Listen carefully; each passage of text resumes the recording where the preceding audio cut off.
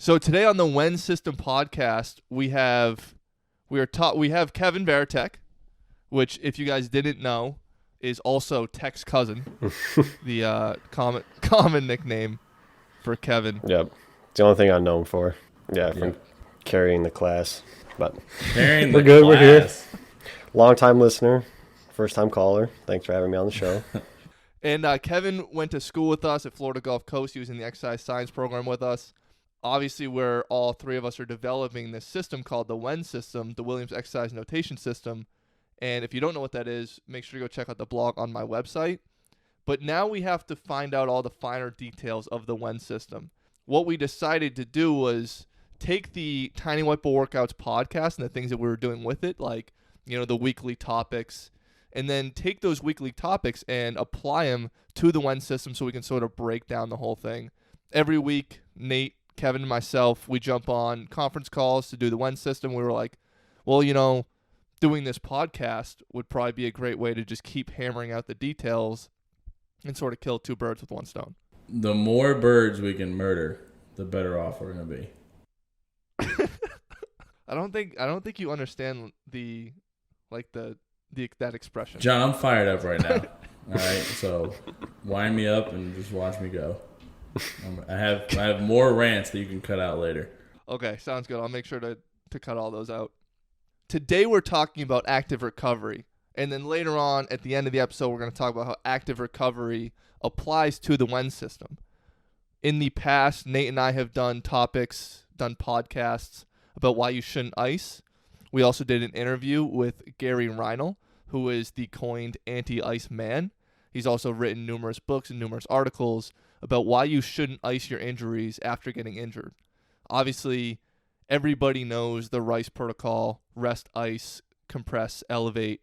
And if you haven't read my blogs about this and you haven't listened to those podcasts, I suggest you do, because we're not going to go into the details about why you shouldn't ice your injuries. Today we're just going to be talking about what you should do instead of icing, and that is active recovery. Just real quick so you guys can have an idea of where icing came from in the first place. It actually came from the first successful limb reattachment back in the 1960s. This kid in Massachusetts got his arm cut off when he was trying to hop a train, and in order to save the limb when they were trying to reattach it, the doctors had the idea of putting the arm on ice. Basically, that was the start of the ricing protocol. It's not based in science or fact. It's just based in pretty much folklore. So from then on, the icing protocol, the RICE protocol and the idea of icing injuries began. And now we have to figure out what we do instead. And just so you guys know, and Gary, Nate, and myself talked about this a little bit in our last podcast, but I definitely want to jump in to the topic more in the future. But compression garments, contrast therapy, and heat are not the solution and not the replacement for the ice protocol and the ricing protocol. And ladies and gentlemen, let me tell you exactly why you need to ice. All right, whatever John has been saying, I've tried it and it doesn't work. So before we get into that, let me tell you exactly what John told me to say. Okay, so the quest to find out what to do instead of the RICE protocol. I was just kidding, John. I don't have anything to back that up. I was just saying it. You can cut it out later. I'll start again. The quest to find out what to do instead of the RICE protocol. There was a debate, John and Kevin. Did you know this? Did you hear about this? There's a debate back in the 1700s, 1800s era. All right. The details on the exact date were not recorded. We can only guess when that happened on whether or not active recovery was the solution. All right. At this point, ice had not become a treatment option because why? Because unless you were a penguin or a polar bear on one of the poles, you ain't got no ice. You ain't got ain't no ice around. Actually, a small fact that you may not know, back in the 1600s, when America was not even a country yet, that didn't happen until 1657, by the way. This is before that. The Native Americans, what they would do is they would have buckets of fish from cold waters and rivers, and they would use that instead of the ice that we use today. So cold fish, yeah. Where'd you hear that from? Cold fish was ice? Cold fish, yeah. I'll send you the link. Yep, cold fish was the ice. Really? Now, it was on thisisn'ttrue.com, so it may not be true, but it was on the internet. So, anyway, Hugh... What would they use the fish for? Like a bag of ice. It's already prepackaged. Like it's a fish. You slap it on the injury. You'd be smelling a little fishy, you know. But I feel like back in the 1600s, that would be an improvement for whatever else they smelled like. That's probably true. Let me finish the story here. Hugh Owen Thomas, it says 1834 to 1878, believed that for a surgeon to promote healing, he should prescribe rest for their patients. And he also believed that you couldn't overdo the rest prescription. The more rest, the better. Now, I don't know about you guys, but sometimes when I go to bed at night and I get 8 hours of sleep, I feel great. Sure. But when I get 12 hours of sleep, I feel like a hot sack of garbage. Yep. Kevin, is this similar to what this man, Hugh Owen Thomas, would be saying? Or no? No, I definitely agree. That's exactly what he's saying. He says the more you sleep, you should feel better. Just sleep all the time. Now, John, since you did the majority of this research, did you find anything that said, like, you can't overdo on rest, but at what point did you stop resting? Oh, so you mean, like, what point did they stop resting after they believed that they were healed or whatever the case was? Yeah, so, like, they do their checkup. They say, you know, like, do you know anything that would say, like, okay, you're in this stage of healing. That means you need this amount of rest. I know it says you can't overdose, so you just, you know, X amount of hours of rest or however they prescribed it. At what point did you stop resting? Yeah, at this point, you know, Hugh Owen Thomas actually did believe that you could not overdose on rest. Rest would just continue to help the recovery process. But there were many other people who had different opinions of exactly what you should do, when you should start incorporating activity and that sort of thing. There was no set protocol at this time. Everybody's, you know, hats were in the ring with completely different opinions on what you should do. Right, I was gonna say I don't want to lead on a far tangent, but fast forward to now, you see all the sleep studies that have been produced talking about injury prevention, and you can see that a lack of sleep as well as excess amount of sleep both can lead to higher instances of injury. So there is like a sweet spot of rest we need, but again, that's to prevent injury. That's not you have an injury, okay, go sleep for 24 hours and then you wake up the next day, you're fine. Right. There's a certain point in which you can get too much sleep, too much of a good thing. Talking about too much rest was another camp that said, fuck that. You need to get to work. Jesus. All right. And this camp argued that the loading of tissues, in quotations, active recovery, which may be a trigger word for Mr. Varitek, foreshadowing, after an injury was a better solution for healing injuries. Julius Wolff in 1892 suggested that positive changes in bone occurred due to loading. He based this off of many observed mathematical principles. We're talking algebra, folks, logarithms, pre-calc. This became Wolff's law and has been expanded to include connective and muscular tissues. John, I'm not going to lie, I read mathematical principles and my brain took a fart. Like, what do you mean mathematical principles here? That's all I got. That was what the paper loading said. That was what Gary Reinl's paper heal said. But beyond that, I don't know exactly what was incorporated for mathematical principles into Wolff's Law specifically. Kevin, do you know? I'll say back in high school when you sat there in math class and thought, when am I ever going to use this? Guess what? Now you are. You can heal injuries.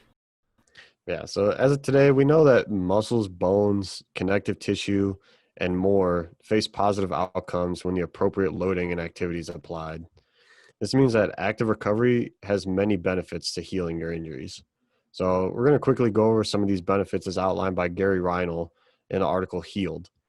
So when looking at skeletal muscle, one of the benefits is a more rapid decrease in bruising and inflammation cells. You're also looking at accelerated and optimized tissue regeneration and increased strength and stiffness within the muscle. Obviously, attached to those muscles, you have tendons and joint ligaments that the benefits are increased strength and size and also improved organization in the collagen content. And lastly, the levers themselves, the bones, big benefits, talking about increased bone formation, increased density, increased volume, as well as increased bone strength. So many of these benefits are a result of providing the body with the appropriate stimulus to maintain muscle, connective, and bone tissue just by simply using it. Also, active recovery helps optimize the inflammatory and healing process. And again, just like you guys talked about in the last podcast with Gary, it's important to remember that inflammation is not bad. It's part of the healing process. We need it. Yeah, exactly. Inflammation is not bad. It's absolutely part of that healing process. And I think, Kevin, you did a really nice job outlining all the things that active recovery does. When we load tissues, there's a lot of benefit that happens. Well, if loading these tissues is such a great thing, what makes rest so bad? And what happens when we rest tissues too much is, especially when they're damaged, we'll talk about skeletal muscles to begin with. One of the things that's really becomes a problem is muscle atrophy.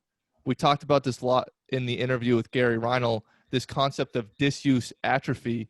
When you don't use muscle and you don't use, fibrous tissue and you don't use bones, they actually atrophy and they actually decrease, their size, their strength, and their capabilities. On top of that, you get poor organization of cell regeneration. So pretty much what this means is when you don't use these tissues after they've been damaged, as long as they're not damaged so much so that any sort of use will damage them further, you need to use them in order for these cells, when they go to regenerate, they go to heal, to organize properly. So you can decrease the amount of scar tissue, the amount of adhesions that occur. Also, on top of that, when you have this disuse atrophy, you're getting decreased strength. And then with that, you're getting that increased risk of re-injury.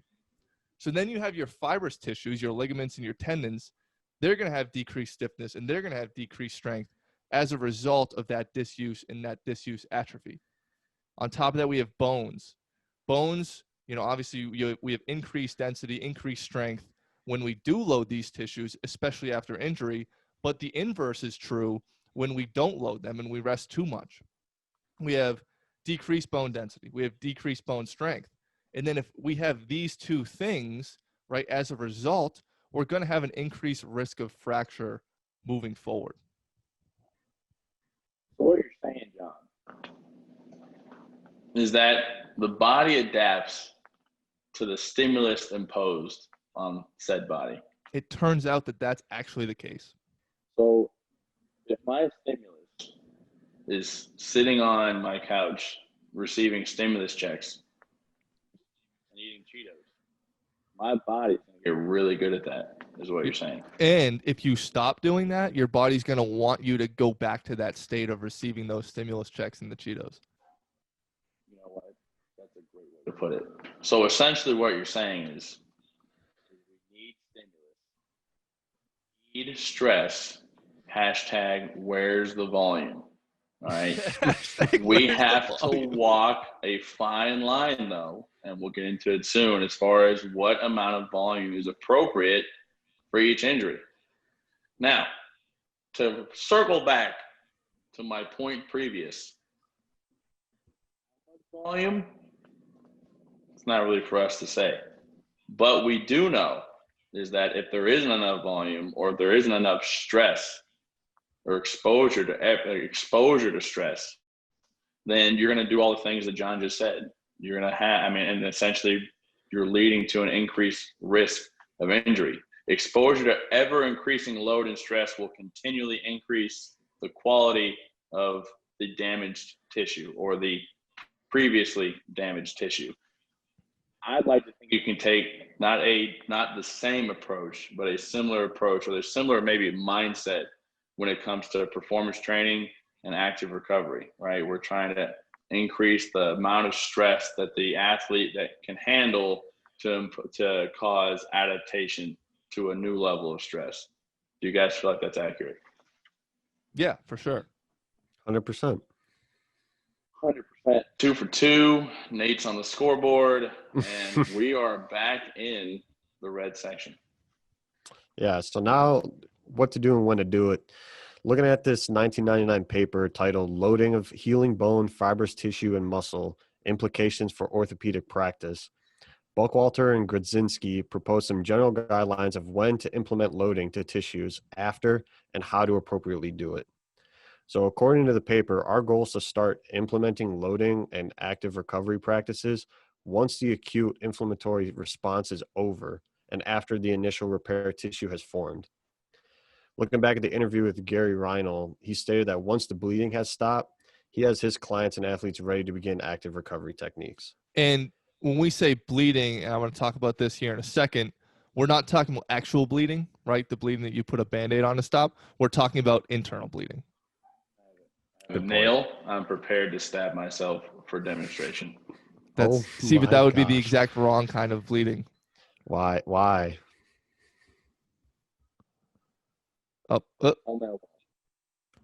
You won't. So this concept comes with a couple of caveats. One is that your physician or doctor, therapist that you go to should clear you for activity first. If they say don't do anything, obviously don't do anything. Don't start running. Yeah, if you have a broken foot and they haven't cleared you for running or any activity. The people that went to school for it, and now we're telling them to listen to the people who went to school for it. Well, see, here's what we're going to do. We're going to cut out the entire rant from before, and then we're just going to keep in this part where we give people credit. But that means you're living one life, and the people see another life. Yeah. Well, see, that's the nice thing about being me is I have so much creative control that I get to decide the narrative that I want to put out into the world. That's right. Wow. Winners write history. You know Exactly. Wow. Good thing I've been recording the whole thing, and I can put out my own version of the show with no repercussions. Nate, are you a winner? Fuck yeah, winner. Are the Marlins winners? Show. Yeah, not today, but they're top the NL East. So that's right. #Go Fish. So yeah, first step, get a clearance from your doctor. Yep. Make sure you're even able to. Make sure you're even able to do doctors don't know what they're talking about, apparently. No, they don't. Second is the time that is required for the acute inflammatory response and initial repair tissue to form is dependent on a couple things. Obviously, the type of tissue that's injured, whether it's a muscle injury or a ligament injury, tendon, obviously the nature of the injury, so the severity, but then also the individual characteristics. Yeah, and I thought that last point, the individual characteristics, is an interesting one.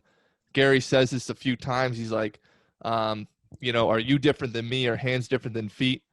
There are definitely different factors that play into this. And at the same time, we actually don't know all the different factors. We don't know if hands are different than feet, if you are different than me. So these are things that will have to come with time. So we're still kind of, I wouldn't say, in the dark, but there's definitely still a lot of gray area in front of us when we talk about active recovery. At least to an extent, we can sort of have a few different guidelines. That's what we're trying to outline here. After minor injuries in certain surgical procedures where there's minimal acute inflammation, the tissues may still be stable. If this is the case, if they weren't severed, if they weren't segmented, right, you didn't cut your leg in half, you didn't cut your muscle in half, and the blood supply isn't compromised, all of this is very, very important. If these tissues are stable, like I said, we can probably start the active recovery process pretty soon. And what I mean by pretty soon is right away. The initial repair tissue will form within the first 3 to 10 days or so. And this is going to be significantly longer if we use the right protocol. But the internal bleeding, right? We talked about bleeding before, and we're not talking about bleeding, like you need to put a Band-Aid on it. We're talking about internal bleeding. In these cases, it's usually gone within a few minutes. Again, talking about that interview with Gary Reinl, he mentioned that in most cases, this is true.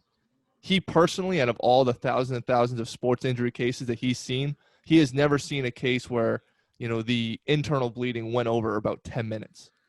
In these types of cases, we need to solve the problem first, right? There's significantly further attention that this injury needs beyond us, just deciding that active recovery can be started right away.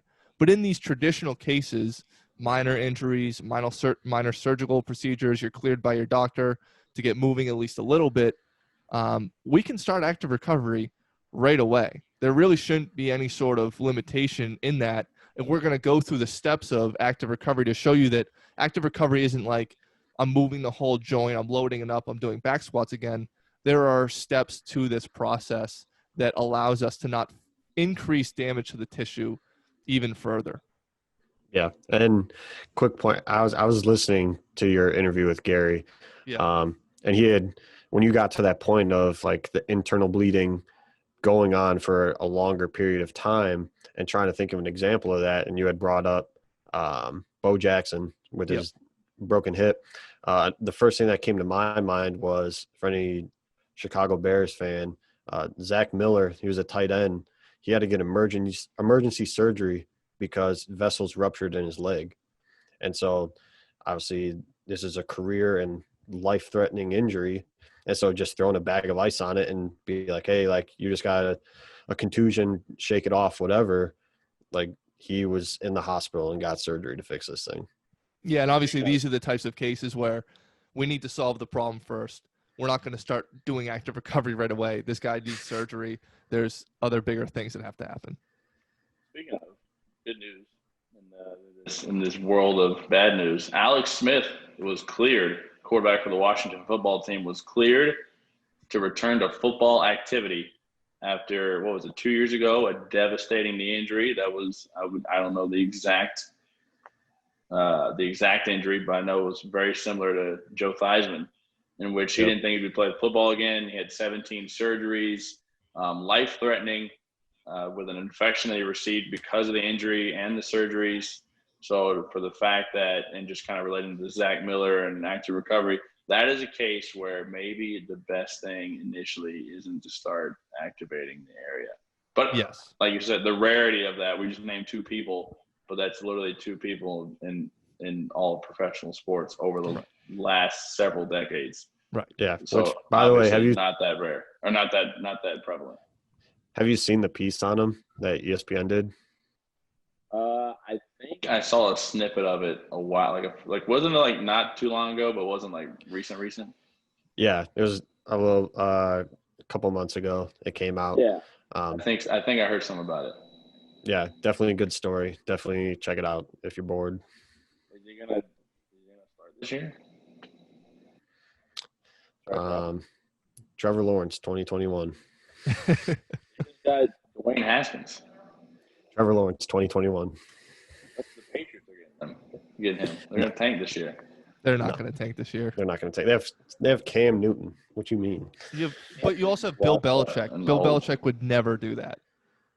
I mean, he told all those guys to not show up, like Patrick Chung. He's like, hey, don't even worry about it. What does that mean? I think you're thinking about things too much.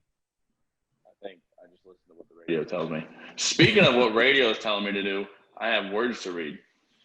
To bounce off and continue of what John was talking about as far as specific cases and things like that, well, the question becomes what to do. And I guess one of the best things I picked up from Mr. Gary Reinl, praise to him, be Gary Reinl, for giving us all this information, is have a brain, do not cause pain. In this case, there is no muscling through it. There is no suck it up, deal with it. I mean, maybe if there's like a Super Bowl on the line or something like that. But other than that, have a brain, don't cause pain. And we're talking about active recovery. So if you're prescribing movement or if you're prescribing an exercise or whatever the cause, whatever it may be, and your client, your athlete saying, ow, this hurts, you're probably not prescribing the right thing. This isn't a performance-based protocol. What I mean by that is we're not looking to fatigue for them to recover later on down the road, the next 48 to 72 hours, right? That we're causing more damage at that point for the body to have to recover from, which just doesn't make sense. So that's why it cannot be fatiguing. Gary has a great product, and it sounds like that I'm not going to use it because I have yet to go get a prescription to use it. Bad boy. Laziness. And I think I can do it better myself. No offense. I think he's just trying to push a product on me. Well, yeah, but he was talking about the H-Wave. He wasn't even saying the Mark Pro. H-Wave isn't his. He's Mark Pro. I didn't know I was going to talk about the Mark Pro. You have it right on the thing.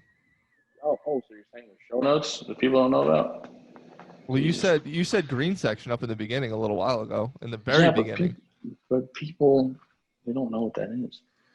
So regardless, muscle stimulating devices like the Mark Pro can stimulate the area for appropriate amount of stress that will not fatigue the area. Now, my question that was not answered by Gary, as he continued to read his storylines from repeating his same stories over and over again, was what do you mean appropriate amounts of stress, right? I would have loved, and this, I'm not trying to be a dick right now, I would have loved to hear, okay, this is a grade 2 sprain, whatever, that means we need this much stimulation for this amount of time. He kept throwing 8 hours around. I'm like, is that like, cumulative? Is that total? Is like throughout the day, throughout the week? Those questions I felt like they remain unanswered, but the fact remains, there are a certain point where fatigue is now induced, and now you're doing more damage, more harm than good. So wherever that threshold may be, where I don't have the answer right now, the end of the day, it holds true whether you have a muscle stimulating device or not. Can't cause pain, can't cause fatigue. Yep. Those two things will just continue to prolong the injury process. And just before we jump into the protocol that I put in this protocol I put in the blog was something that I sort of had to develop through the research that I did, the conversation I had with Gary Reinald, the interviews, the blog posts I had written, because when I went out there to look at what the protocol should be, there really isn't one, because we were stuck on this whole RICE protocol for so long that we didn't spend enough time thinking about what the appropriate active recovery protocol is. So when a guy like Gary Reinald comes in and says, this is what you should do, and his answer sounds very vague, that's because it's very hard to get specific about these things because we just don't know.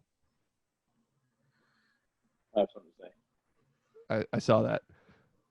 So I saw this hilarious meme on Instagram, and it pops up every once in a while. And it was like, an interview for an AT position at a high school, and the interviewer's like, can you say this line for me? And the line says, take 2 ibuprofen and make sure you get a good amount of rest and ice it whenever you feel pain. He's like, great, you have the job. Yeah. And I feel like in my personal experience when I played sports is whenever I had an injury, that is exactly the words, more or less, that was told to me. Take a couple ibuprofen, put some ice on it, and stay off of it. And stay off of it. I just find that same with me, baseball hilarious. Coaches. And also, too, I'm not trying to knock. All right, you can cut me off, whatever. But I was agreeing with you, jabroni. Listen, all I'm trying to say is I'm not trying to take a shot at Gary, even though I am sassy right now. I am sassy right now. I am. I feel heated. But what I am trying to say is, like, yes, I can't just lay out a scenario for him. I couldn't just lay out a scenario for him because he wouldn't let me talk. But I couldn't just lay out a scenario for him and ask for a specific protocol. Right? That is not mature. Not mature. What is the word? That is not appropriate. Right? So let's go through. Like, maybe could have given us a scenario. Is all I was saying. Is like, go through it. And that's why I had produced this protocol. Again, it's not expertly produced. Granted, I think it's probably pretty close to as good as you're going to get. And Kevin, you could start going through it. But that's why I had made this in the first place, because at some point we need some sort of idea of what we do. Yeah. And so, or we can keep dancing around the bush. Yeah, we keep putting ice on the injuries. Yeah. Screw it. Let's just end the podcast there. Ice the injuries. I just bought a tub so I can put ice in it and dip in it every once in a while. Aren't you cool? Anyway.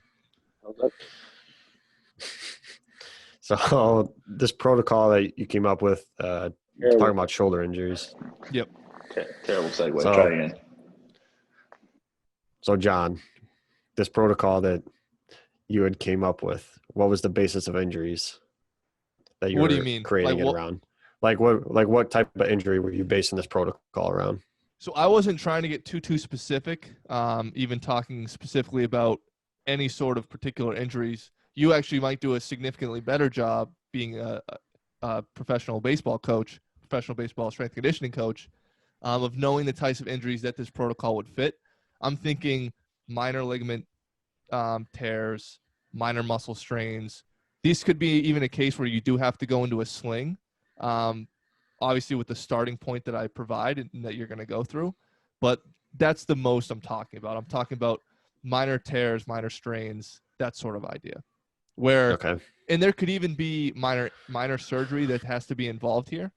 But if you look at the starting point, I think it's pretty appropriate for most minor shoulder injuries that even a baseball player would run into. Yeah. So I guess going back, just remember that the goal here with active recovery is to activate tissue to help promote healing, as well as decreasing the process of disuse atrophy, which John had previously went over, which is just when you stop using your muscles, they break down because we're not actively using them. So the goal of this protocol is we're not trying to get stronger or improve our throwing velocity or pitch speed with these shoulder injuries. These guidelines are just exercises in the initial stages of recovery, and we are to do them without having pain and fatigue, as Nate had talked about. So that being said, like, these movements should be repeated often, but that doesn't mean that we can go overboard with volume, but we can do more than we think. Yeah. So during the initial stages of recovery for shoulder injuries, one exercise that might be useful would be like squeezing a stress ball. So the contraction of the arm down the chain from that injured site will not fatigue or injure the muscles of the damaged site at the shoulder. So, and I could attest to this because 5-6 years ago, I ended up getting labrum surgery. I had a slap tear. And can you describe what a slap tear is real quick? Yeah, so SLAP is just an acronym for superior labrum, so talking about the shoulder, and anterior posterior. So the tear coming from the anterior part of the labrum, going back towards posterior. It's fairly common in baseball players. Unfortunately, I was one of them and ended up having to get surgery to repair the labrum. So immediate protocol after getting surgery, I was put in an immobilizer. So I couldn't move my shoulder. They directed me to not move my elbow as far as flexion extension, but they did provide me with a stress ball at the end of my immobilizer. And they said, just throughout the day, just squeeze it. It was just like a little plush ball, just continue to squeeze it. Obviously the days I had my therapy and treatment, I was doing stuff with my physician, but when I was in the immobilizer, I was actively squeezing that thing. And I do think it helped helped speed up the recovery of my injury. And so this is a great case because people, I think, even think about, in case where you have to have surgery and it's like, oh, don't do anything. But this is the perfect case. They put you in an immobilizer. So they're putting you in a position where you can't move this shoulder, but you can activate some of the muscles down the chain in order to increase the blood flow, increase the venous return, increase the passive lymphatic flow to that area, and help the process of active recovery and healing the tissues faster. Obviously, like, taking a step back and looking at this whole like active recovery as the new like what we need to do, it makes me wonder about injuries like Adrian Peterson when he tore his ACL, Marcus Stroman when he tore his ACL. Like, these guys came back like months, when like normal ACL protocols, like, you're out for a year before you can even start activity. Marcus Stroman tears his ACL 6 months later, he's pitching in a playoff game. Like, obviously all injuries are different, but that shouldn't be Like, that's crazy that people think like that's like an abnormality, like that's not normal. But Yeah, but in is it? reality, that might be the normal. Yeah, that might be the reality of it. Yeah, and our really poor system of handling injuries was just slowing the whole process down. ACLs are now 9 months simply because we're completely resting them, we're staying off them entirely, we're putting ice on them, we're compressing them so tight that no blood flow, no healing substances can get to the area. And now it's 9 months because we made it 9 months. It could have been a lot shorter, possibly. Yeah. And so again, like the whole purpose of like these exercises early on in this recovery stage are to help aid the flow of healing supplies and clearing the waste by the lymphatic system, like you said. Yeah, just doing these throughout the day, I guarantee they'll make a huge difference in enhancing your recovery. Yeah, and I didn't know that you had that personal anecdote before we jumped on this podcast, and I'm really happy you did because that's the perfect example. You having a slap tear, you having to be in an immobilizer, but them using this stress ball, which was also the first step that I had written in. It just really aids perfectly to the argument for active recovery, and it's clearly something that people were aware of, but maybe not enough so. As healing continues and the initial repair tissue starts to form, usually, again, like I said initially, this first 3 to 10 days, when in a case like Kevin with the actual torn labrum that might be a little bit longer, we can start to increase some more motion at the shoulder itself. Now, we'd probably want to do this unloaded, but we're talking about things, and Kevin, you can attest to this because you mentioned it before the show started, shoulder flexion, right? Raising that shoulder up, doing shoulder elevation, right? So just shrugging up, shoulder retraction, right? Pulling the shoulders back. These unloaded motions will help increase the blood flow, increase the venous return, help the lymphatic system do its job without causing further damage to the tissue, as long as those tissues are stable enough to handle these motions. And again, at this point, moving into these further steps, in the beginning, we didn't want to fatigue the shoulder area. We didn't want to cause pain. But now that we're moving forward a little bit, we can start to increase the fatigue just a little bit, give the shoulder a little bit of work to do. But again, we should still not be causing pain. Again, use your brain, never cause pain. Moving on to that, once we've done these sort of simple shoulder activities and they're feeling pretty good, we can start to add a little more complex movements, a little more integrated exercises. In my blog, I'd put some videos in of some A and W shoulder raises. Specifically, I had these on a stability ball. So I was laying on a stability ball, prone, so my face was down. And what this is going to do is it's going to help me incorporate my core, the rest of my body, right, my pelvis, my thoracic spine into this whole activity, and then do these shoulder movements. And then maybe you could put, a 5-pound dumbbell or whatever it's going to be, just to increase a little bit of load the more and more you recover. It's a very nice progression. And I think that is just dandy, right? We're talking about the similarities between performance training and active recovery. It's about ever increasing exposure to ever increasing stimulus, right? So if we're trying to get somebody back on the field of play or back into whatever form of shape they were prior to their injury, then yes, we should take similar steps as far as active recovery is concerned and kind of in line with performance training, but just dialed down appropriately. And I think you did a good job of describing, Kevin, as far as what you had to do in regards to your injury, your slap tear. And John, like you said, part of the recovery process, just getting blood flow to the area. Okay, your shoulder, you can't move your shoulder in it. You're in an immobilizer. What can you do? I can wiggle my fingers. Great. Can you squeeze a ball? Even better. Can you flex your elbow? No. So let's keep squeezing the ball. And then once you're given the green light to continue the progression as far as integrating these more complex movements like the shoulder A's, W's, and T's, which is, we'll have to change those names, by the way, John. Yes. Because letters are for the birds. What's the next step after that? Well, it's pretty easy. It's complex, but it's easy at the same time. The progression of load is similar to any other program. Once you're able to do one thing, you can progress to the next and so on and so forth. And as long as you keep having that drifting thought in the back of your mind, is use your brain, never cause pain, right? As long as you're not causing pain to the area, and unless something else comes out that says otherwise, then you should be A-okay. Now, like we were talking about earlier, one of my biggest problems with this discussion is the skill set that we were given, or that we have up to this point, is how much of this can we actually say and prescribe. So hopefully, like Kevin, you have a medical staff, and then John and I are, semi partners with a PT or some other person in the medical profession that can kind of give us guidelines on how to go through these movements, even if you disagree with them or not, legally. We can't really say something else because it's not us.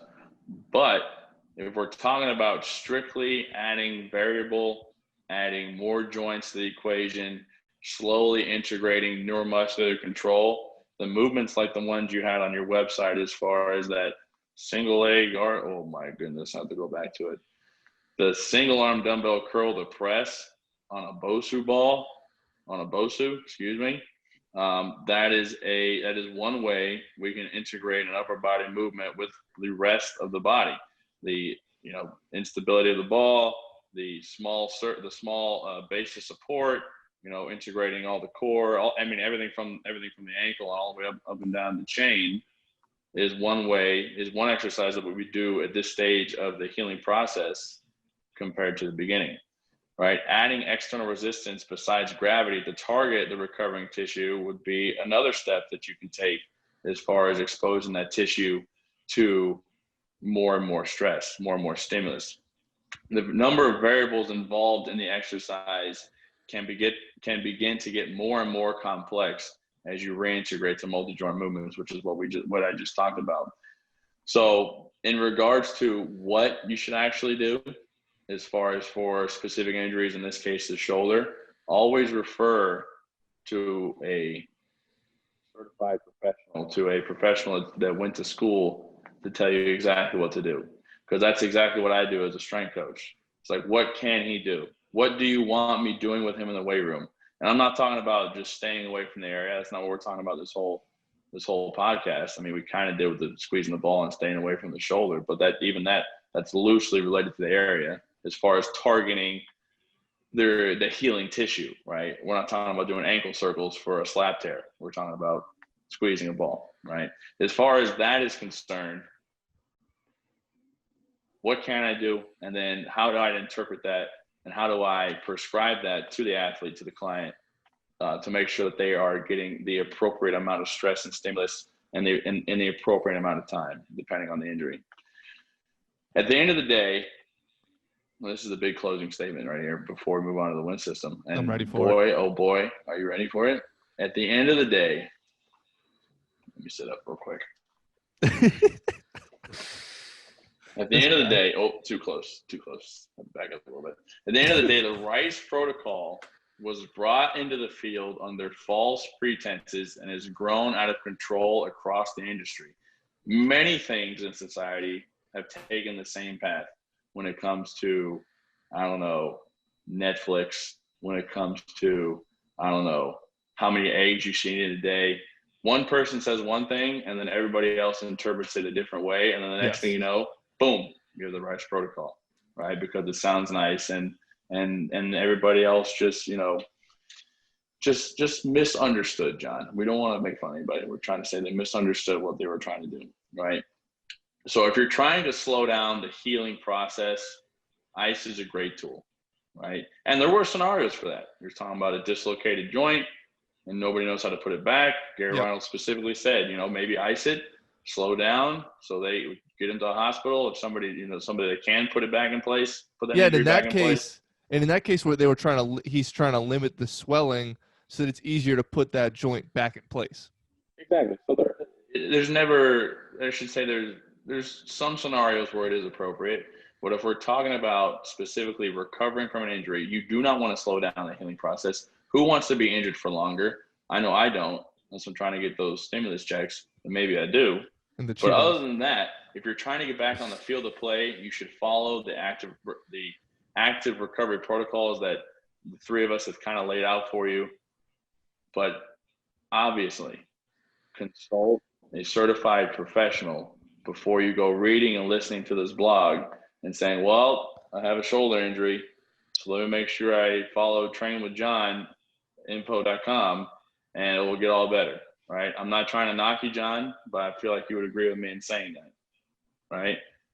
And as smart as Tech's cousin is, you know, and as the amount of information that I hold, I will never say, unless I become a physical therapist or somebody related to in the industry, I will never say something I'm not supposed to say.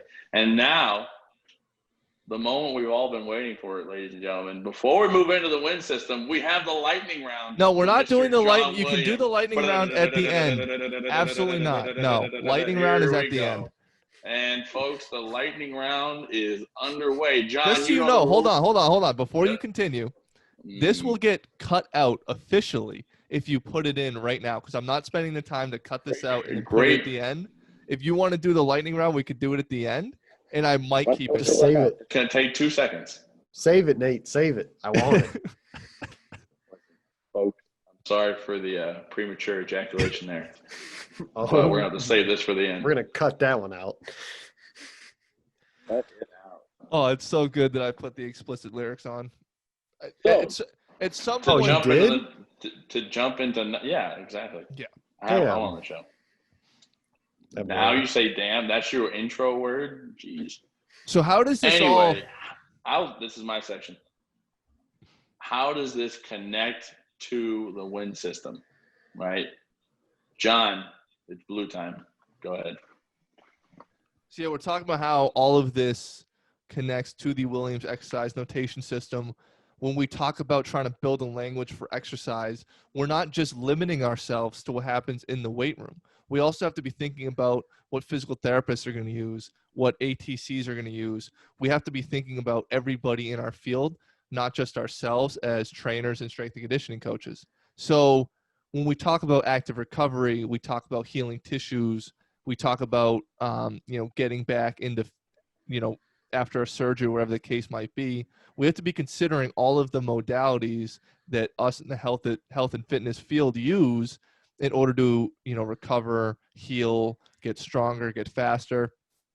And that's what we're trying to use the WEN system for. I thought this was a really sort of interesting topic for the first episode of the WEN System podcast, because this is probably where we're going to have the least amount of understanding about how the WEN system fits into this environment. However, we're building a movement library. We're building a body position library. We're building this library of terms in order to name movements of the human body.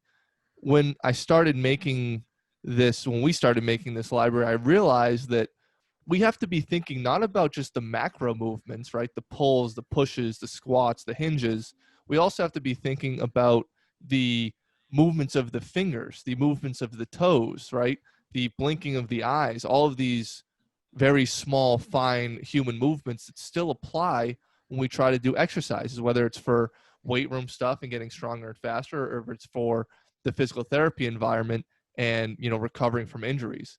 When I started writing, the distal phalangeal, flexion extension, I was like, oh, this directly applies to our active recovery conversation, because we're talking about squeezing that ball, right? We can't move that shoulder, but how can we get blood flow to that shoulder? We have to do flexion extension of our phalanges. We have to do opposition of our thumb. We have to do these really fine motor movements that have to be considered in the WEN system. And then we also have to name all these movements so that they can be applied to exercises that are going to use them.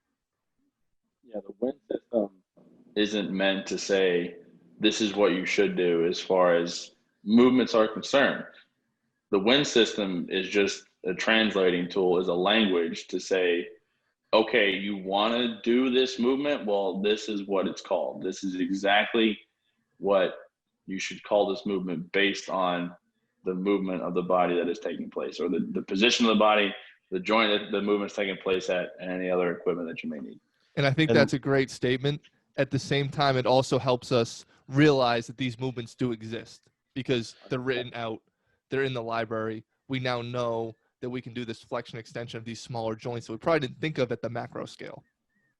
I was just saying, I hope. I was trying to bring before, real quick, Kevin. Go ahead. That's what I've been trying to tell, the total performance staff and other people that I, talk to the WEN system about, or who I talked to the system about. This gives you a better idea of what exactly is going on when you prescribe exercise to somebody or when you do an exercise yourself. Yes. Right. If we're talking about injuries, we're talking about active recovery, and you say, hey, Mr. Strength Coach, you should stay away from hip abduction. And you think, oh, I'll just hit a side plank real quick. And you don't think about exactly what's going on at that joint, and you just think side plank. You may totally gloss over the fact that that's a big hip abductor movement, especially if you take away the top leg, right? You're essentially just in an iso hip abduction. Yep. So that's just one of the thousands of examples that we can generate. This puts you in a frame of mind of not only what you should prescribe, but it's constantly going to teach you what to prescribe, because you're going to run into a scenario where I'm trying to target this joint. What was the name of the exercise? The gorilla row, the Palloff press. And those don't tell you anything about the movement. What does tell you about the movement is the name of the movement itself. Yes. Yeah, no, you hit my point. I think end of the day, I hope coaches are able to realize that, like you guys would say, like this WEN system, we're not trying to tell people how to program. We're not telling people like this is how you need to do exercises. It's understanding that by naming them a certain way, you can better understand conceptual movement. And that will in turn not only help you with communication with other coaches, but you with your clients. So for that I was going to bring up that exact example of someone that has an injury and you just think of, okay, well, I'm going to do bird dog or dead bug or some kind of dumb named exercise that has no relation, like you said, to the movement or to the muscles or anything. And you're going to end up hurting them even more. Yep. I think the side plank example is one of the best ones too, because that's one of the ones that until I used the WEN system, I didn't even think about the fact that holding, like being in that side bridge, being in that side plank, whatever you want to call it. Obviously, we shouldn't be calling it that anymore. I was like, what even is that? I was like, oh, it's abduction. I'm an idiot. Like, I'm just holding isometric abduction. And it definitely is helping change my opinion. And I thought you guys made really good points right there. And there's plenty of it just going across the board, even just the traditional front plank or the plank. Yep. Right? That's a big hip flexor movement. Yep. Right? If you have something going on with your hip flexors, then shoot, the plank isn't right for you, brother. Yep. But Kevin, I believe well, Nate, you had your green rant. Did you want to do that, or do you want to do Kevin's? I have no idea. Well, the reason I had the green rant is because whatever Kevin says, I don't know what he's gonna say. I don't know why he's wrong. So so you just wrote that in there. I'm listening. Just to stir the pot. My favorite thing is to poke holes and cause arguments. So I'm listening intently, Kevin. Okay, so but based on what you wrote, that's what you would define as active recovery is in the gym to give athletes appropriate time to recover from imposed stimulus of training and competition, right?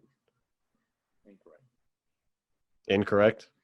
I was writing the right. So then what would you, if you definition of recovery, what would you? So I like to term recovery, and we've been using this whole podcast, we've been using active recovery. That was one of the names of the podcast. But one of the things I noticed and what I was trying to ask Gary during our show with him, John, is what is the difference between healing and recovery? Healing an injury, restoring, vascularization of the area, restoring, potentially damaged nerve endings and tissue and all that stuff. I would classify that as healing, wherein recovery doesn't really have anything to do with like the nerve ending side of it, the vascularization, the revascularization, angiogenesis of the site, right? It would be more so in the fact of there is damaged tissue, there is broken down tissue from the stimulus that was prescribed. Active recovery facilitates the recovery process by introducing more blood flow, more nutrients, more, all that stuff to the area, rather than the wrestling will do this. Wrestling will do it as well, but the word active implies that you are actively providing that to the body by doing whatever types of movement. I also like to think of recovery as something different than what you're normally doing or what you just did. I would say active recovery is the enhancement of the healing process through loading of the tissues. That's recovery? That would be active recovery. So just recovery is the process of healing. Active recovery is So go for it. Is the process of healing. So I was going to say, when you obviously brought up the activity, it helps kickstart this healing recovery process by introducing blood flow with nutrients and everything, getting the bad stuff out. But when does the recovery and the rebuilding actually happen? When we're in a parasympathetic state. When we're in a parasympathetic state. You talk about rest and digest. That's when recovery is happening. And so by having a recovery label that happens during parasympathetic state, which is a passive action, we're going to throw active with passive. And so to me, recovery is definitely, like I said, just like it happens during the parasympathetic state. When you're out in sport and competition, or you're in the weight room, to help rebuild and facilitate that recovery of the muscle damage that you experienced, the stimulus that was provided, you need your bodies to be in a parasympathetic state. Can you explain for the people who stuck around for this part of it, who are, general population type individuals, might not be quite as inclined. Could you just explain to the people what you mean by parasympathetic state? Right. So in our nervous system, we have a part that we can control and a part that we can't control. And so when you talk about like that fight or flight, I know people have heard that phrase, the fight or flight, the adrenaline rush, your heart starts beating. You don't actively tell your heart to start beating faster. The hormones and everything that get released in your body produce different actions throughout your body. So that would be a sympathetic state. The parasympathetic state is when you're in more of this rest and digest type of scenario within your body. You're trying to recoup back into homeostasis. So when we look at training it directly affects your sympathetic state. You provide a stimulus, your body is like, I have no idea what's going on. And so it's trying to bring itself back to homeostasis, which is where the adaptation comes in. So it brings you to a parasympathetic state to help facilitate that adaptation. The thing is, having the label of active recovery, I see that as you're still providing stimulus and load. It's not you're because by you doing movement, or even if it's just like a body weight circuit or exercises, you're putting your body into a sympathetic state. So you're saying that recovery and being active you're saying recovery is always synonymous with being in a parasympathetic state. Yes. Like when pitchers are done, that contradicting. Right, that's the point of active recovery. Of what you're saying. How is it contradictory? Because let's take just because this is something that I know a little bit. It just could pop to the top of my head. We're talking about the digestive system, right?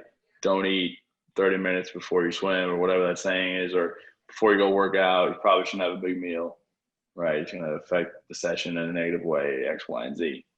But as we know,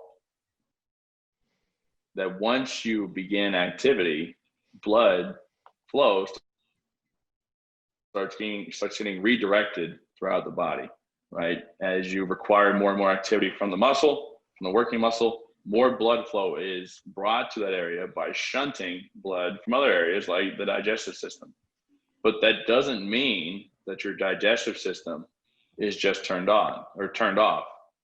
So I think, and maybe I'm wrong, this is just because I didn't know what you're going to say, I think a parasympathetic state may be a better state to be in during this recovery process. And I can see why you think active recovery kind of contradicts itself.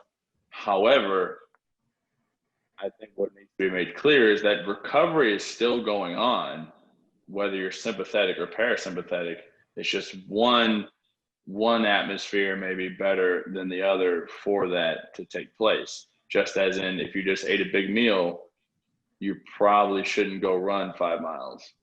If we're going to say that recovery always happens in a parasympathetic state, then we're probably agreeing with Hugo and Thomas in saying that you can't overdose on rest. Now, before anybody jumps in here, let me just go through a few definitions of the word recovery, because obviously we got to think about, maybe it changes when we talk about the body, and maybe recovery always has to happen, specific to the body, apart from these definitions that I'm going to give, in some sort of state. But according to, dictionary.com, I got it pulled up here. The recovery is the regaining of or possibility of regaining something lost or taken away, restoration or return to health from sickness, and restoration or return to any former and better state or condition. Nothing about that tells me that if we're talking specific to the body, that recovery has to happen in any sort of state in the body. We're just trying to get back to normal. We're trying to get back to the previous condition. Whether that happens to happen in a sympathetic or parasympathetic state, I think it could happen in either. I actually do think it happens in either. And I don't agree with Hugo and Thomas that we can always rest and that's going to be better for recovery. I actually think that the sympathetic portion of this is equally, if not more so, important. Well, when you look at the high-low programming principle, you'll have to explain that one to me, because I don't know what that is. So looking at high-low training, you have your days where it's high CNS driven, and then followed by days with low CNS activity. So you talk about your high days are your heavy lifts, your sprint work, your stuff like that. Your low CNS days are obviously stuff that's not as taxing. So lighter to moderate weight. You might do some type of tempo or aerobic run. But it looked at as a active recovery. But the thing is all it is you're still putting your body in a sympathetic state because you're exposing it to a stimulus. It's just the fact that that stimulus you're exposing it to isn't as drastic, or the load isn't as heavy as your high days. So were you saying that anytime we provide a stimulus to the body, we're causing breakdown? Obviously this gets into theory then of minimal effective dose and all that's, meaning that you need to have a certain amount of stimulus to drive adaptation. But if you don't meet that minimal effective level, you're not going to get any adaptation. But it was just the concept of you're providing a stimulus to your body that puts your body in a sympathetic state. So I'm not saying that being active doesn't help recovery, because like you said, it brings in new blood flow. It helps facilitate metabolites and breakdown out of the site. But when we're sleeping and talking about the rest and digest, being in a sympathetic state or parasympathetic state, that's where the actual tissue rebuilding occurs. It doesn't occur when we're squatting in mid-set. It doesn't occur when we're out on the field running. But does it occur when we're squeezing a stress ball? Depends. I think it depends. Sorry, John. Go ahead and answer that question, Kevin. I would say it's still putting your body in a sympathetic state. You're actively, and you don't think tissue healing is occurring in that state? Not necessarily. This also, just so you know, this I don't know for sure. I'm going to say that I think you're not right, but I also don't know for sure. I wish my physiology was better so that I knew. In the same way, that we program upper lower days, in the same way that we program high CNS and low CNS days, in the same way that we program, it sounds like, opposing structures, opposing systems, opposing movements to allow one side of the body to recover compared to the other side, meaning any variable as far as like system, motor recruitment or motor pattern recruitment or whatever.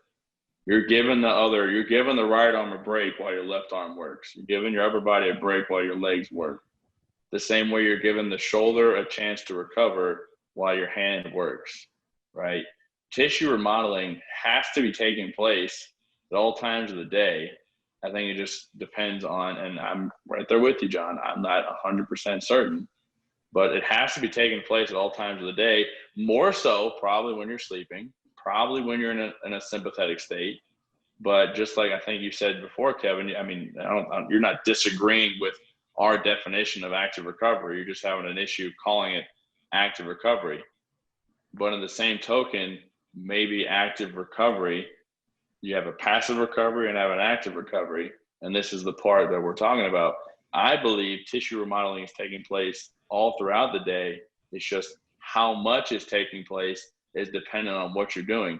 If you're in that immobilized sling and all of a sudden you start doing some abductions and some elbow flexion, probably not a bunch of tissue remodeling going on for that slap tear. Slap tear, excuse me. All right. But if you can do a lower body lift while you have that slap tear and not move that area too much or cause damage to that area whatsoever, you're in a sympathetic state. But I would bet my bottom dollar that tissue remodeling is taking place. I think it'd be harder if you're trying to like work the opposite arm because of crossover effect. But at the same token, I think it's just how much remodeling is taking place.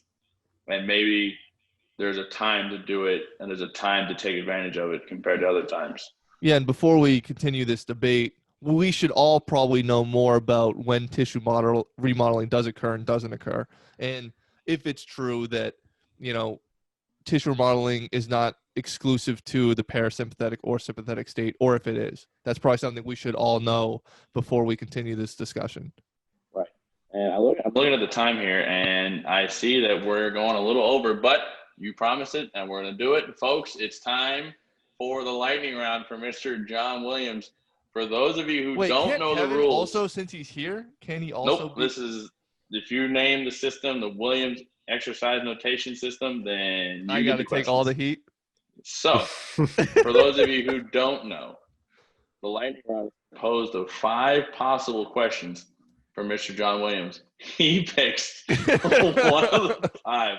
I don't like how happy this makes you.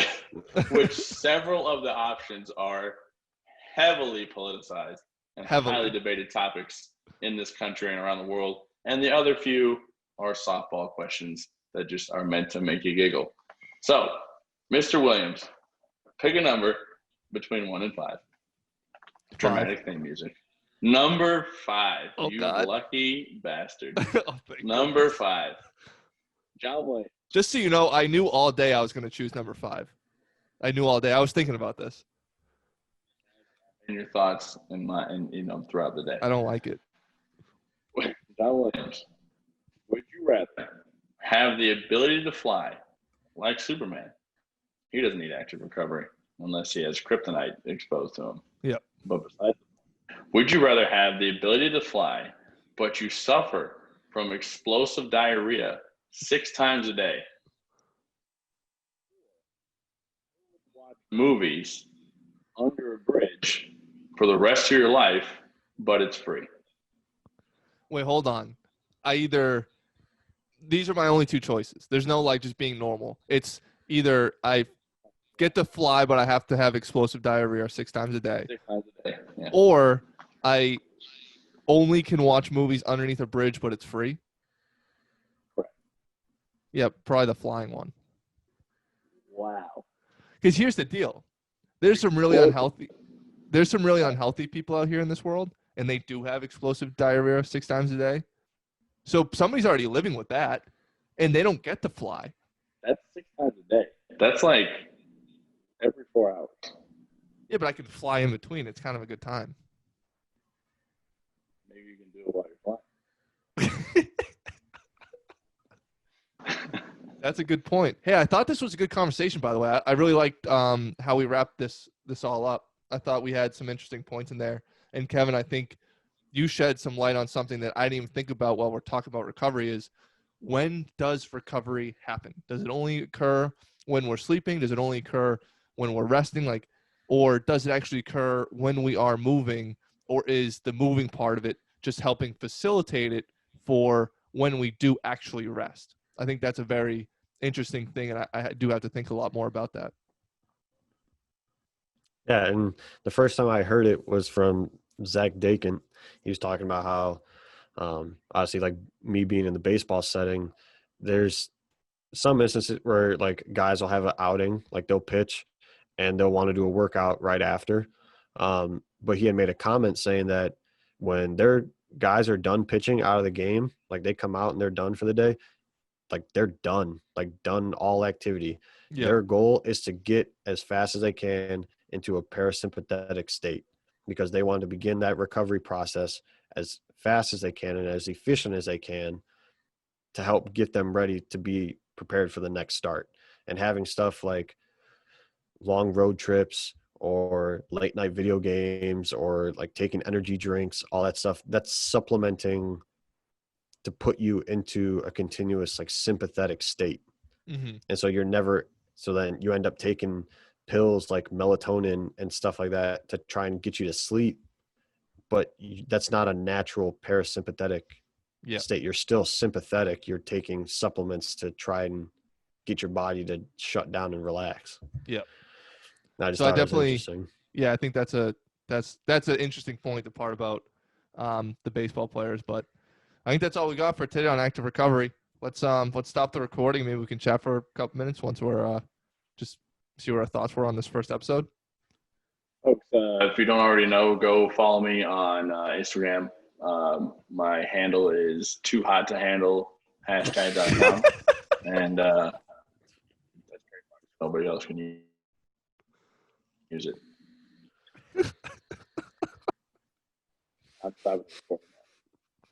Okay, on that note, all right, people, thanks for listening. I feel like out of the three of us, I'm going to be the one that's taken the least seriously, which I like. You do that to yourself. All right, I'm going to stop the recording here. Jesus Christ.